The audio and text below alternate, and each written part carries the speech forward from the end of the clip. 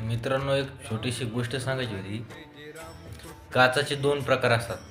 एक साधा दगड मारला की फुटतंय आणि एक बुलेट प्रूफ. गोळी मारली तरी फुटत नाही. तर ते कसा बनतो? गरम थंड गरम थंड गरम थंड करून बुलेट प्रूफ बनवतात. कसा बनवतात? एकदम मेहनतीनं. तसं देव आपली परीक्षा घेतो.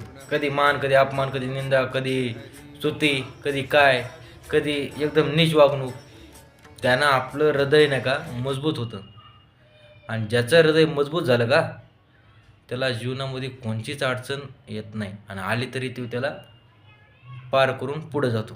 त्याच्यामुळं कोणावर जरी वाईट वेळ आली, माझ्यावर तर आता येऊनच गेलेली, पण कोणावर जरी वाईट वेळ आली ना, टेन्शन घेऊ नका. पुढं चालत राहा, रस्ता बरोबर भेटणार. रामकृष्ण हरी.